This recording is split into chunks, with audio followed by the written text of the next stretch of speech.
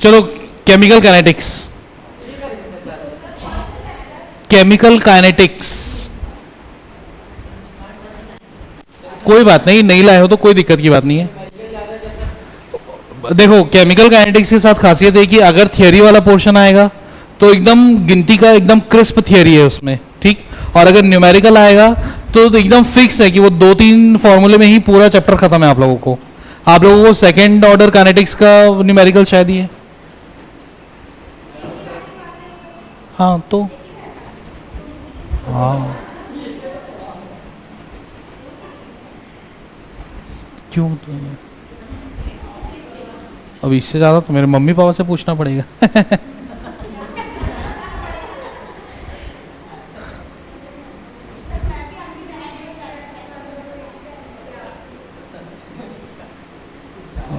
मैं ही ऐसा suit maxi से पहन लेता हूँ, मैं तुमको राखी बांध देता हूँ, तुम मेरे को पैसा दो।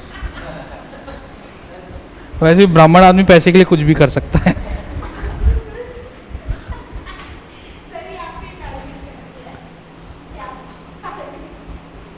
अरे बिल्कुल, ये लो और इमेजिन करो। चलिए भाई, हेडिंग डालिएगा बेटा केमिकल काइनेटिक्स।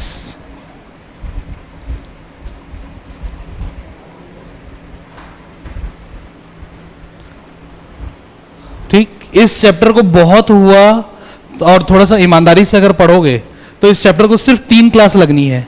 अगले संडे आते आते हम लोगों का ये चैप्टर खत्म हो जाएगा, ठीक। क्योंकि वैसे भी हम लोग इस पूरे चैप्टर को सीखने के हिसाब से कर रहे हैं। नहीं, बोर लग रहा था इसलिए। चलो भाई, केमिकल काइनेटिक्स। लास्ट ईयर आप लोगों ने एक टॉपिक पढ़ा था, वो था डायनेमिक्स वर्ड के साथ। याद है कुछ बेटा? कौन सा चैप्टर था ये? अरे चैप्टर का नाम तो याद होगा, उसके अंदर क्या था माल मसाला वो नहीं पूछ रहा हूं। थर्मोडायनेमिक्स, ठीक। तो उसमें आप लोगों ने क्या क्या चीज पढ़ा है? देखो एटलीस्ट सेक्शन बी और सेक्शन सी में, चुपना, सेक्शन बी और सेक्शन सी में थर्मोडायनेमिक्स जो है वो टोटल 10 क्लास चली थी, और जिसमें न्यूमेरिकल भर भर के और जेई एडवांस लेवल के भी सॉल्व करवाए थे, ठीक। और सेक्शन ए और सेक्शन डी में ये चैप्टर कैसा खत्म हुआ है इन लोग भी जान रहे हैं। कितनी क्लास में खत्म हो गया था बेटा, बताओ? हाँ जी, तो अगर थर्मोडायनेमिक्स चैप्टर आप लोगों को लास्ट ईयर का कुछ याद हो बेटा, तो इसमें क्या पढ़ा था आप लोगों ने कि कोई भी एक सिस्टम है जिसकी वर्किंग या कोई भी एक रिएक्शन है, उसके होने नहीं होने पे टेम्परेचर, प्रेशर और वॉल्यूम, इनका क्या अफेक्ट आता है, ये पढ़ा था किसमें आपने? डायनेमिक्स में, ठीक। मतलब कि अगर वर्किंग को पढ़ रहे हो तो वो किसमें काउंट होगा बेटा? डायनेमिक्स में। और अगर उस वर्किंग की स्पीड को पढ़ रहे होगे तो वो काउंट होगा किसमें? काइनेटिक्स में। डन। तो एक शॉर्ट डिस्क्रिप्शन लिख लीजिए आप लोग कि असल में ये काइनेटिक्स में पढ़ने क्या वाले हैं अपन। लिखिएगा, the stream of physical chemistry,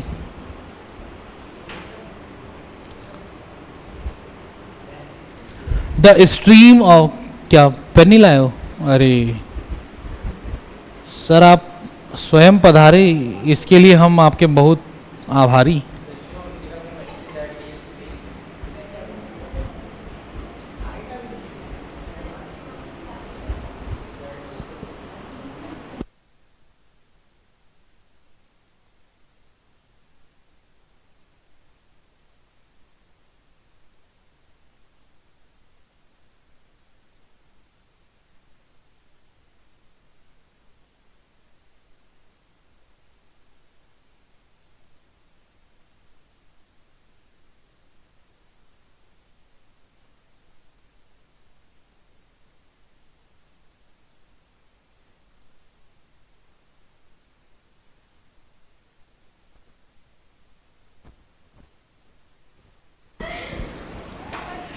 चालू हो गया।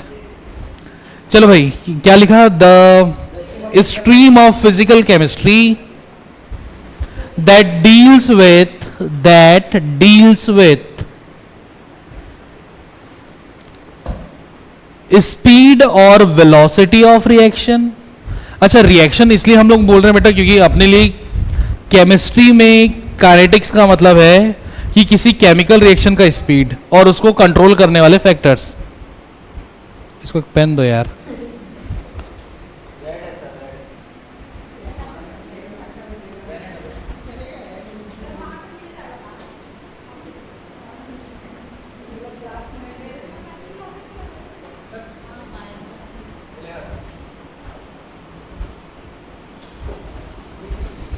हाँ जी, क्या लिखा? The stream of physical chemistry that deals with speed और velocity of reaction and factors controlling it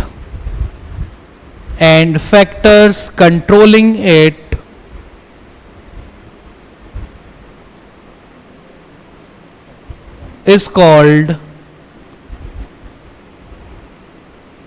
क्या? Chemical kinetics.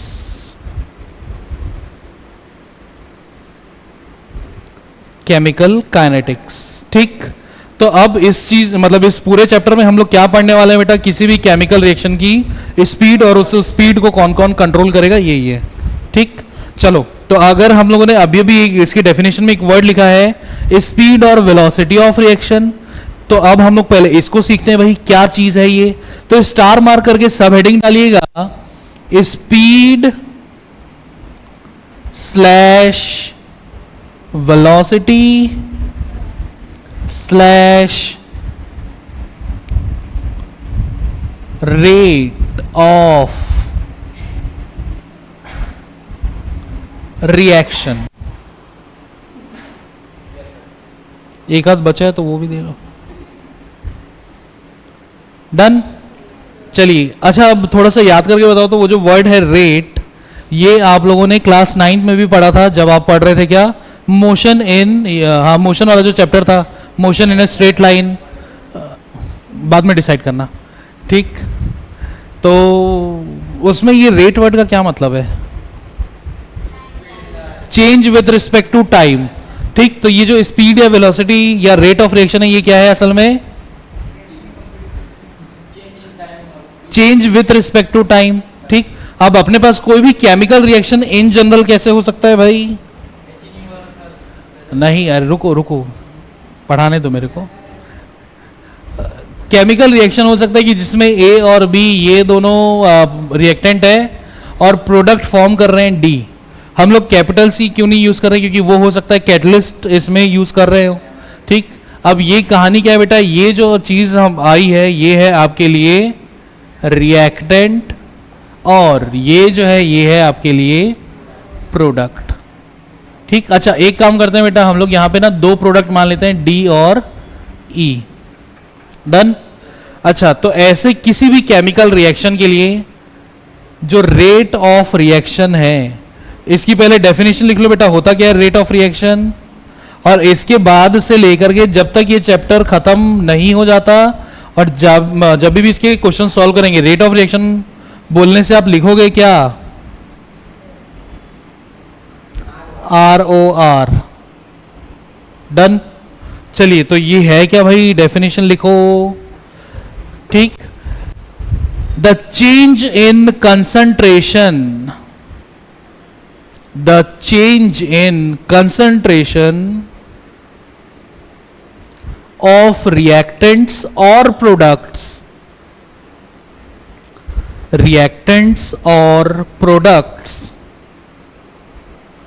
with respect to time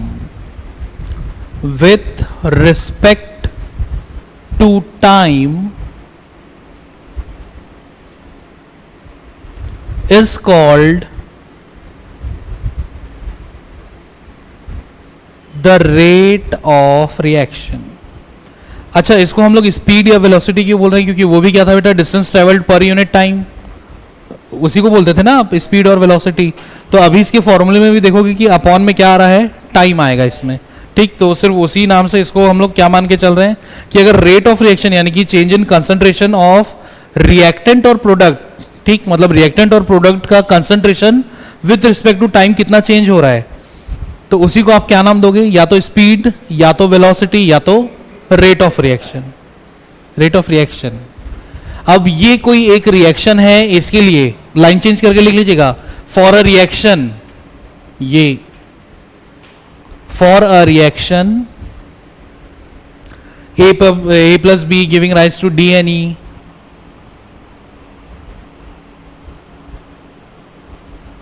D plus E, ठीक। अब रेट ऑफ रिएक्शन क्या होगा बेटा, रेट ऑफ रिएक्शन आप देंगे, अच्छा जैसे जैसे टाइम बीतते जाएगा वैसे वैसे रिएक्टेंट का कंसंट्रेशन क्या होगा, बढ़ेगा कम होगा, कम होता जाएगा। क्यों, क्योंकि जैसे जैसे टाइम बीतेगा ये आपस में रिएक्ट करके प्रोडक्ट बनाते जाएंगे, ठीक। यानी कि टाइम बीतने के साथ साथ क्या चीज बढ़ती जाएगी बेटा, प्रोडक्ट का कंसंट्रेशन बढ़ेगा और इसका रिएक्टेंट का कंसंट्रेशन कम होता जाएगा।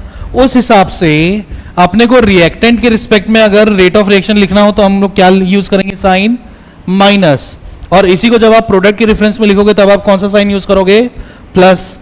Change in concentration of A upon time, ठीक। और अपॉन टाइम क्यों किया, क्योंकि अपने लिए क्या थी definition, it is the rate of change in concentration, और रेट बोलने का मतलब विथ रिस्पेक्ट टू टाइम उसका चेंज देख रहे हैं, ठीक, equal to minus change in concentration of B upon D T is equals to plus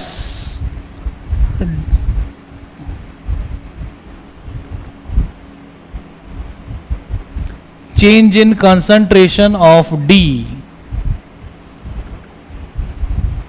equals to plus change in concentration of E upon dt।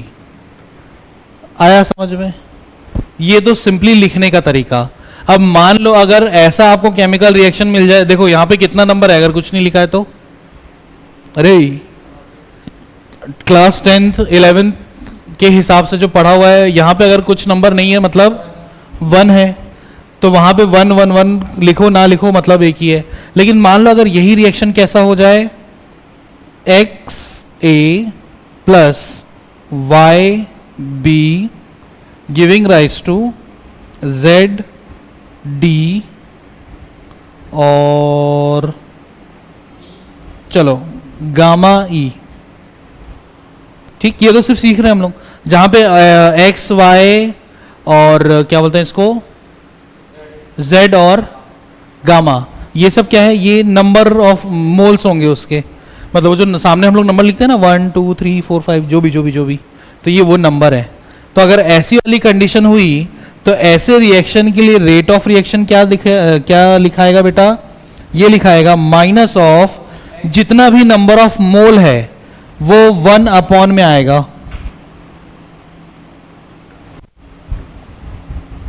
1 upon X change in concentration of A upon D T is equals to minus 1 upon Y. Very good, साथ साथ में बोलते चलो,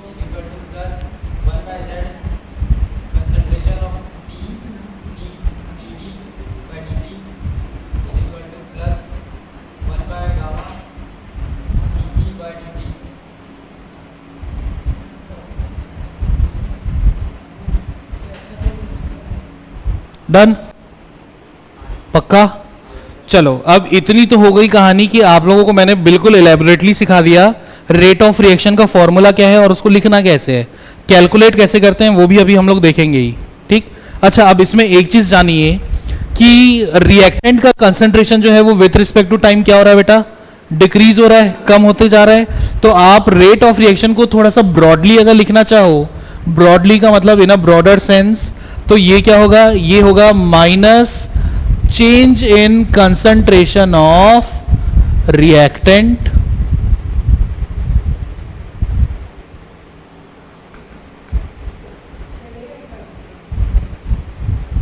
मुझे नहीं चलेगा ना,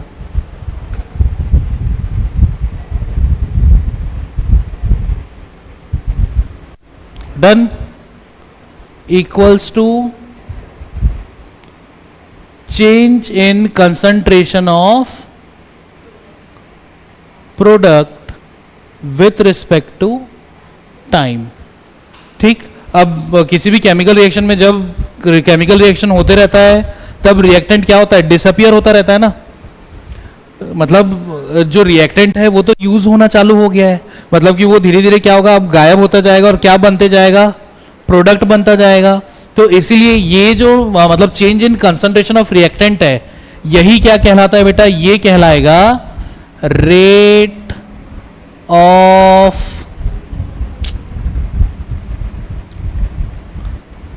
disappearance.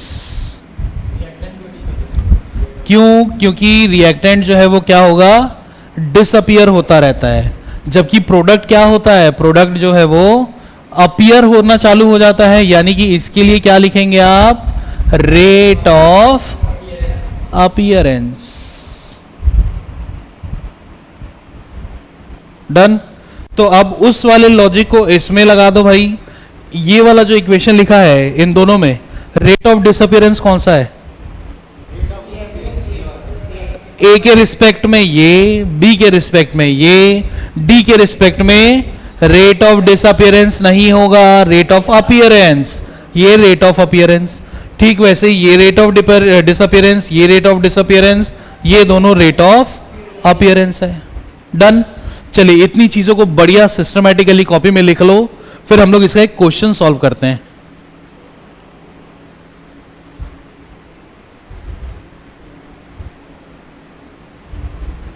एक क्वेश्चन में इसमें निकाल लेता हूं तब तक।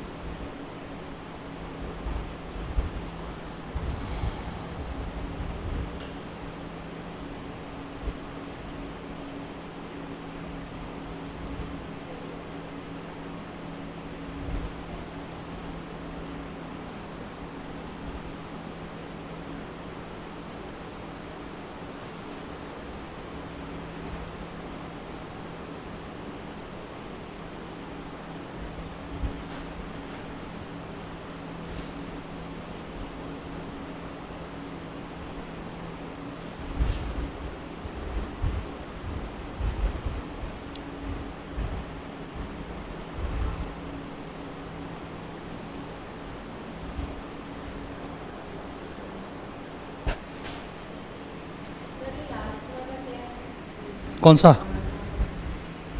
1/गामा बेटा।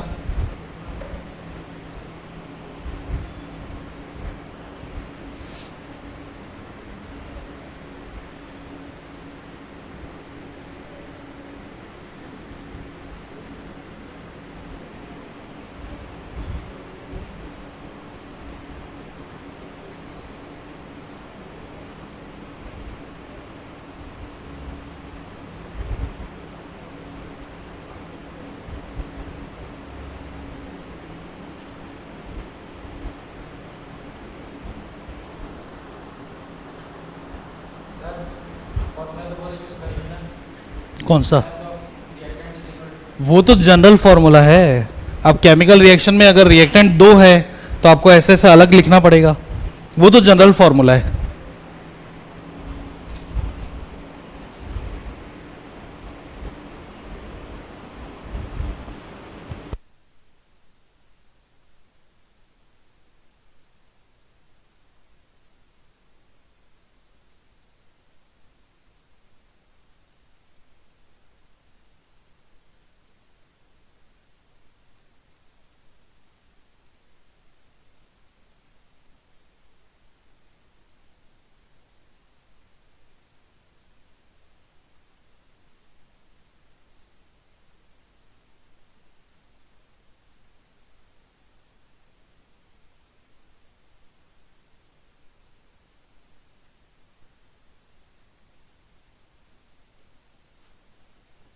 चलिए क्वेश्चन लिखिएगा। देखो लॉजिक आ गया ना बेटा समझ में। अच्छा अब हो सकता है न्यूमेरिकल में मैं आप लोगों को सीधा सीधा सिर्फ रेट ऑफ अपीयरेंस या चेंज इन कंसंट्रेशन दे दूं। ठीक, एक क्वेश्चन लिखिएगा, ये हटाऊं स्लाइड। चलो फॉर अ रिएक्शन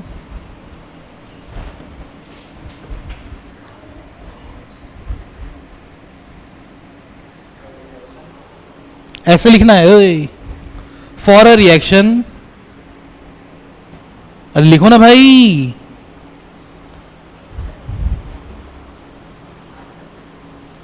हिंदी बोलता हूं तो तुम लोगों का ये हाल है,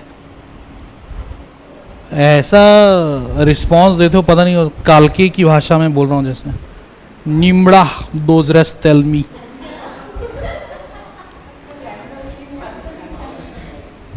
हाँ भाई, फॉर अ रिएक्शन आर ऐसे करके लिखे।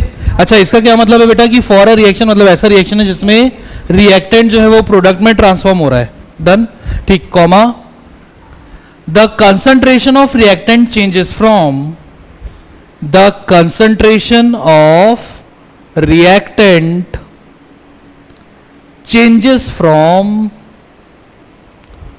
changes from 0.03 molar to 0.02 molar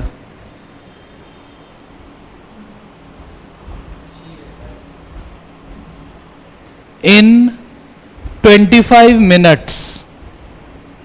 In 25 minutes. Done? ठीक, तो आपको क्या पता करना है बेटा? Calculate the ROR। ठीक, चलो सॉल्व करो। अच्छा, आप लोगों में से बायो वाले कितने हैं? ओके, ठीक है, ये मैं इसलिए पूछ रहा हूं क्योंकि अगर आप लोग बायो वाले हो तो आप लोगों का डिफरेंशिएशन आता तो होगा लेकिन उतना स्ट्रांग नहीं होगा। ठीक, देखो डिफरेंशिएशन ये जो अभी थोड़ी देर पहले हम लोगों ने लिखा था बेटा d/dt के फॉर्म में, ठीक, ये तो क्या है, ये टाइम है, टाइम कितना दिया हुआ है आपको 25 मिनट। ठीक, आपके पास दो ऑप्शन है, आप एक काम करो, इसको अगर 25 मिनट में रखोगे तो नीचे में क्या आएगा, मिनट, तो उस कंडीशन में इसका यूनिट क्या बन जाएगा, ऊपर में है चेंज इन कंसंट्रेशन, और कंसंट्रेशन आप किस में मेजर कर रहे हो, मोल्स में, डन। अच्छा, और ये क्या हो जाएगा, मोल्स पर मिनट, और एक मतलब ऐसा ही सिस्टम में अगर चलोगे तो आपको इसको किस में कन्वर्ट करना पड़ेगा, सेकेंड में, तब आपके लिए यूनिट क्या बन जाएगी बेटे, मोल्स पर सेकेंड। ये पहली चीज। दूसरी चीज, ये जो है डी मतलब ये जो चेंज इन कंसंट्रेशन है, ठीक, इस वाले क्वेश्चन के डेटा के हिसाब से चेंज कितना क्या हुआ है, 0.03 से ये चला गया है किसमें, 0.02, यानी चेंज कितना हुआ है बेटा, ये आया समझ में, समझ में आया क्या? चलो तो फिर सॉल्व कर लो, हिंट तो कर ही दिया मैंने।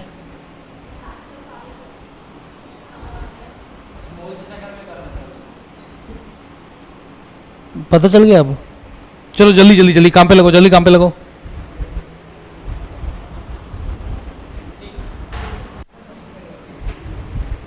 चलो जल्दी करना। क्या 50? इतना ऐसे घोड़े पे सवार होके नहीं चलना है भाई।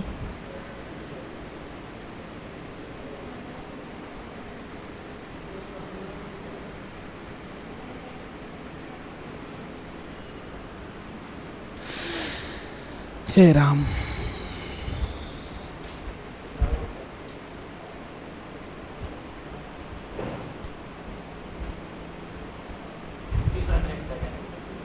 ठीक है ना, तो क्या दिक्कत है?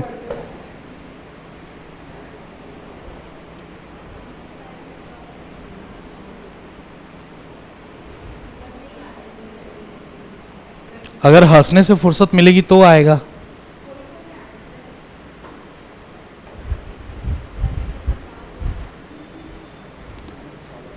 पहले कोशिश तो करो।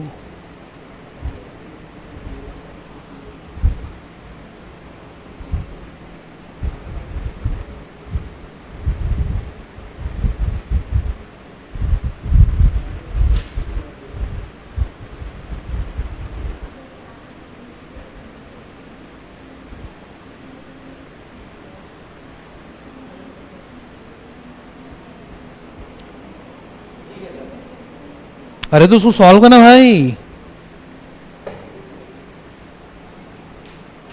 गजब इंसान हो यार।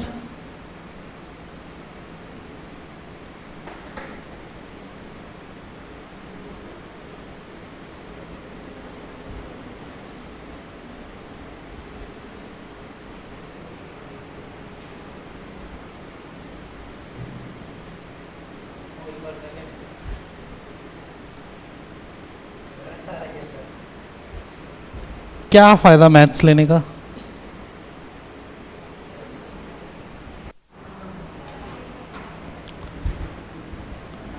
चेंज इन कंसंट्रेशन कितना है, 0.01, कितने टाइम में, 25 मिनट।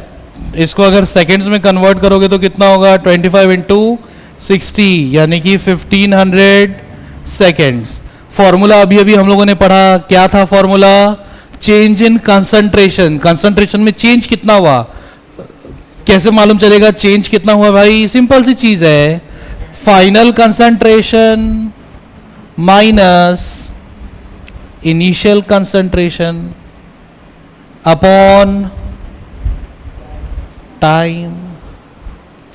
0.03 माइनस 0.02 कितना हो गया, 0.01। और यहां क्या लिखना चाहिए,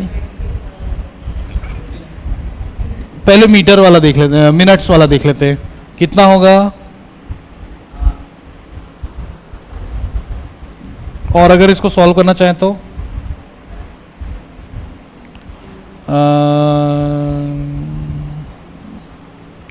ये हो रहा है आपका 0.0004 और 4 into 10 to the power -4 moles per minute, ये एक आंसर है। और अगर पर सेकंड में लेके आना चाह रहे हो तो क्या करना पड़ेगा, 0.01 अपॉन 1500। ठीक, अब ये कितने के बराबर हो गए भाई, इसको एक काम करता हूं मैं, 1/15 इसको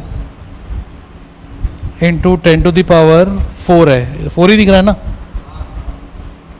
4 0 है इसलिए 10 टू द पावर 4, इसको ऊपर करेंगे तो क्या हो जाएगा, 1 अपॉन ये 10 टू द पावर -4। अब इसको सॉल्व कर लो तो कितना हो गया, 0 पॉइंट नहीं, असल में 0.7 भी नहीं, 0.06 नहीं होगा, 15 है ना भाई, और यहाँ पे 1 है, पॉइंट से 10 बढ़ेगा, फिर 0 से 100 आएगा, तो 15 6 आर 90 into 10 to the power -4। Decimal को खिसकाओगे टुवर्ड्स राइट, क्या बढ़ेगा, नेगेटिव एक्सपोनेंट बढ़ता है। साइंटिफिक वैल्यू या साइंटिफिक नोटेशन जो आप लोगों ने लास्ट ईयर पढ़ा हुआ है, तो क्या होगा ये 6 इंटू 10 टू द पावर -6। और ये आंसर किस में आया है, मोल्स पर सेकेंड। आया समझ में।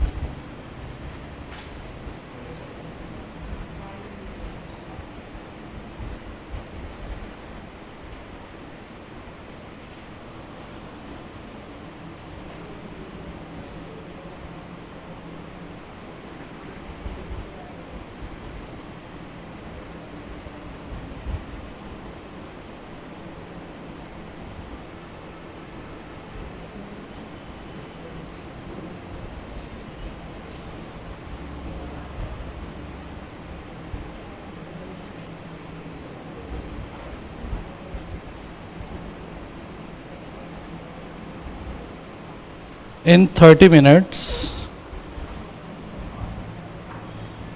then find ROR with respect to ammonia. ये लो सॉल्व करो जल्दी जल्दी जल्दी.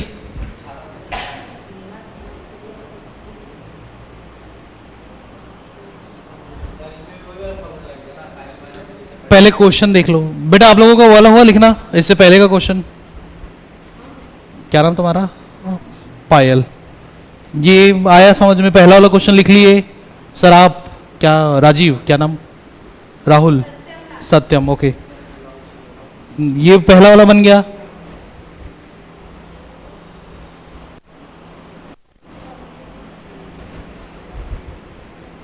चलिए भाई, सेकंड वाला क्वेश्चन आप लोगों का वेट कर रहा है.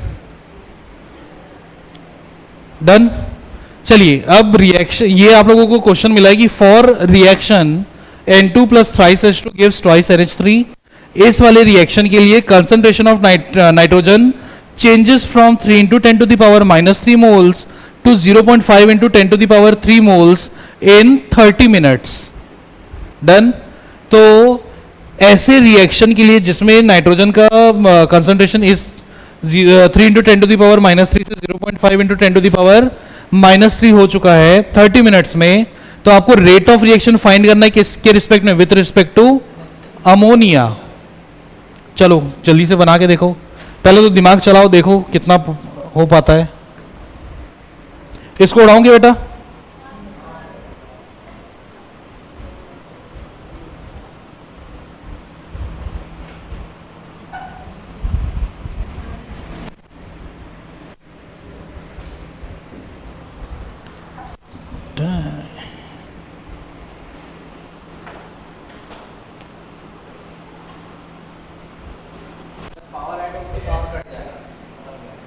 इतना काफी है? गधे कहीं के.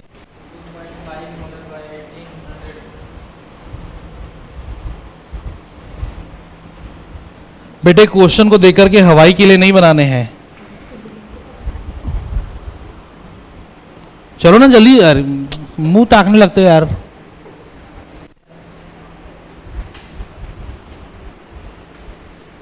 छोटा सा हिंट कर दूं? ठीक है.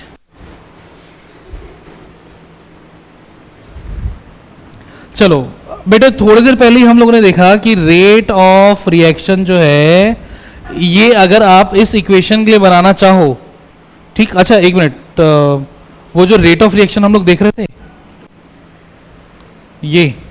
ये जो रेट ऑफ रिएक्शन ये ऐसे करके हम लोग लिख रहे हैं ना, ये कौन सा लॉ कहलाता है मालूम है? ये है according to law of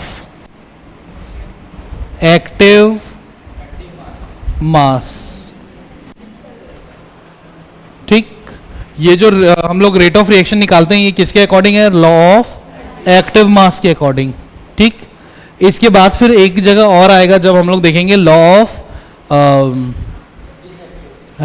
dissective, law of mass action.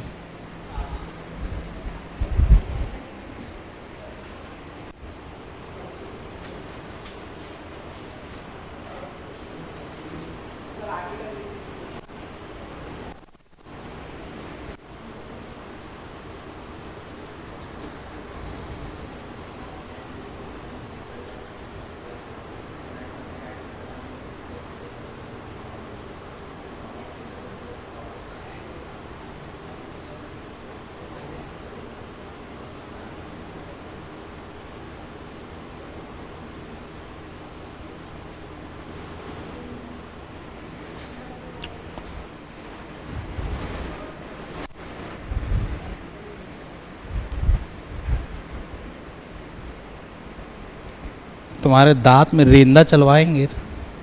रेंदा रेंदा जो बढ़ई लोग के पास नहीं रहता, ऐसे करके घिस,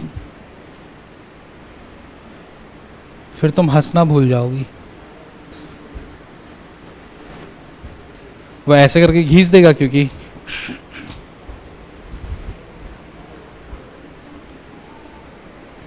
चले भाई, चलो देखो, तो रेट ऑफ रिएक्शन इस इक्वेशन के लिए कैसे लिखते हैं हम लोग? Minus change in concentration of nitrogen upon D T equals to -1/3 change in concentration of hydrogen upon D T is equals to +1/2 change in concentration of NH3 upon D T. यही है इस पूरे इक्वेशन के लिए rate of reaction. ठीक, अब आपको किसके लिए वैल्यूज दी गई है बेटा? नाइट्रोजन की वैल्यूज मिली है, नाइट्रोजन का कंसंट्रेशन किस हिसाब से चेंज हो रहा था उसकी वैल्यूज मिली है, लेकिन क्वेश्चन में बोला है कि आपको लिखना किसके रिस्पेक्ट में है? अमोनिया के रिस्पेक्ट में। तो एक काम करो भाई, इन दोनों को बराबरी के रिश्ते पे ले आओ। क्या कहानी बनेगी? Change in concentration of nitrogen equals to +1/2 change in concentration of ammonia upon D T. ये नहीं होगा क्या? होगा ना भाई, क्योंकि इक्वल टू है, तो तीनों में से किसी भी दो को भी तो इक्वल कर ही सकते हो ना।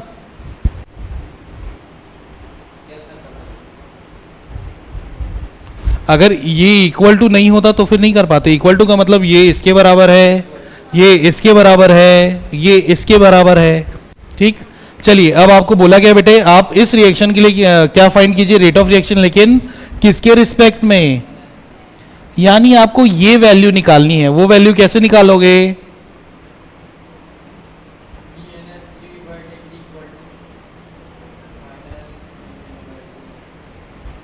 ये क्रॉस मल्टीप्लाई होके आ जाएगा इधर, change in concentration of nitrogen upon, ठीक, -2 नाइट्रोजन का कंसंट्रेशन कहां से कहां पहुंचा भाई? 3 × 10⁻³ से पहुंच रहा है कहां? 0.5। ठीक है, तो इसको यहीं पे ही कर लें क्या? क्यों 6 होगा भाई? चुप।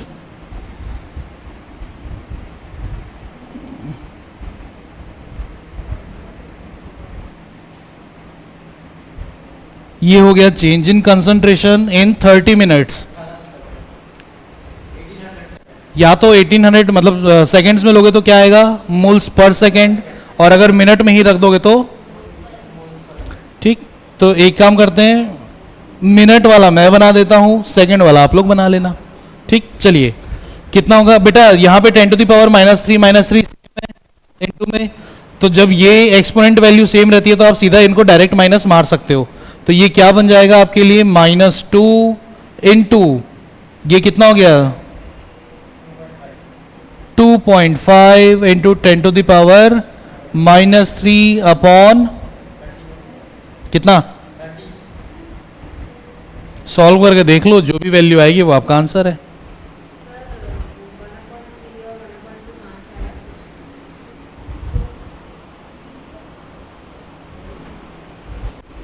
बेटे अगर डाउट है तो तुम भी पूछ सकती हो। ऐसे सींग निकला दिख रहा है मेरा? क्वेश्चन पूछने पे मैं ऐसे सींग नहीं मारता हूं। और ऐसा भी नहीं कि तुम क्वेश्चन पूछोगी मैं गुस्सा होऊंगा, मैं हल्क बन जाऊंगा। इसी चीज को हम लोगों ने थोड़ी देर पहले इधर देखा था। इधर पायल, ये जो x, y, z और गामा है ये क्या है? ये नंबर ऑफ मोल्स ही हैं। ठीक, अब इसी लॉजिक को हम लोगों ने किधर अप्लाई कर दिया इस क्वेश्चन में। तो ये x, ये हो गया y, ये हो गया, बस आया समझ में? जल्दी जल्दी जल्दी, थोड़ा सा जल्दी जल्दी कैलकुलेशन करो बेटा। इतना स्लो टाइम करोगे तो 3 लेक्चर में नहीं निपटा पाएंगे।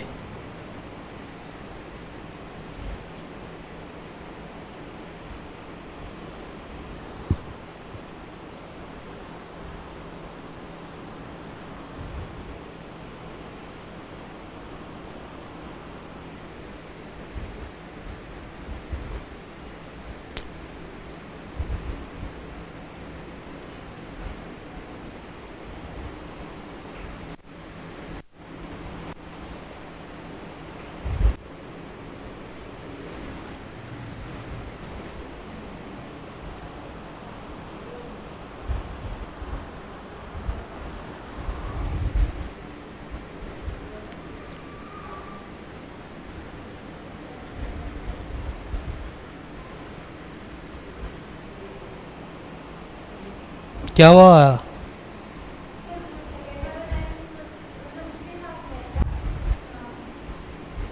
पूरे रिएक्शन के लिए ये था, लेकिन क्वेश्चन में वैल्यू किसकी मिली है? इसकी। ये नाइट्रोजन के लिए वैल्यू मिली है ना आपको, क्वेश्चन में वैल्यू इसकी मिली है, लेकिन पूछा किसके लिए है? इसके लिए। तो इसलिए अब अपनी मजबूरी है, इसकी वैल्यू दी है, इसका पूछा है, तो हम लोगों ने इन दोनों को इक्वेट कर दिया। ठीक, अगर इसकी वैल्यू देता, इसके रिस्पेक्ट में पूछता, तो हम इन दोनों को इक्वेट करते। आया समझ में? अच्छा, और सिर्फ यही नहीं, ये वाली आप एक काम कर सकते हो कि अगर नाइट्रोजन का ये वाला जो है, जो थोड़ी देर पहले किया था अपन ने काम, उस हिसाब से आप इसका चेंज इन कंसंट्रेशन मतलब रेट ऑफ रिएक्शन इसके लिए निकाल लो नाइट्रोजन के रिस्पेक्ट में। उसको अगर इसके साथ इक्वेट करोगे तो ये वाला भी हिसाब किताब समझ आ जाएगा कि हाइड्रोजन किस स्पीड से डिक्रीज हो रहा था। ठीक।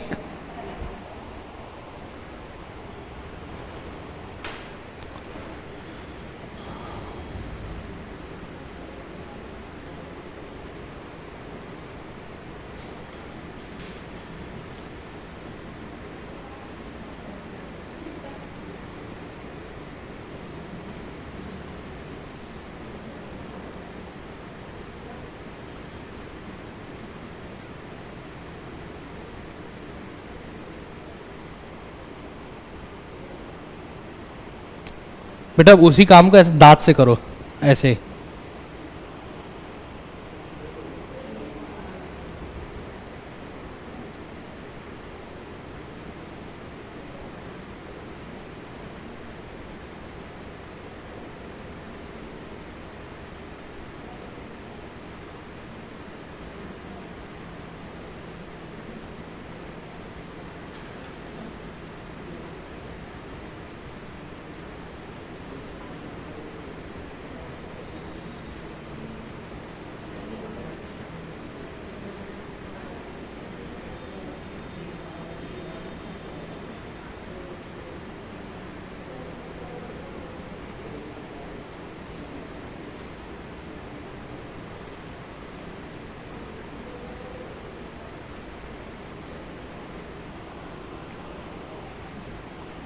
क्वेश्चन सॉल्व करने की बजाय तुम लोग नौटंकी मार रहे हो।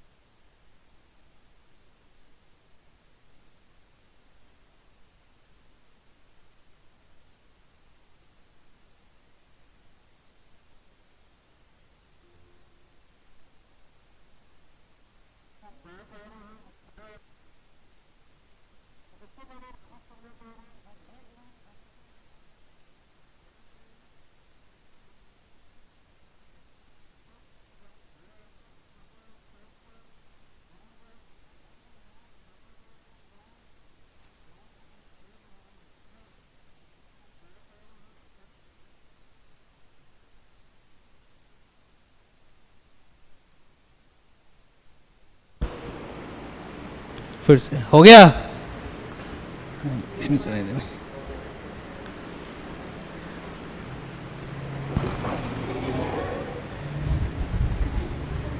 कितना आंसर आया बेटा? तो उसको 1.6 बनाओ ना। अच्छा ईमानदारी से बताओ, साइंटिफिक नोटेशन याद है कि भूल गए हो? मतलब इसका मतलब भूल गए हो, थोड़ा थोड़ा कुछ नहीं होता। दो ही चीजें हैं, आता है साइंटिफिक नोटेशन।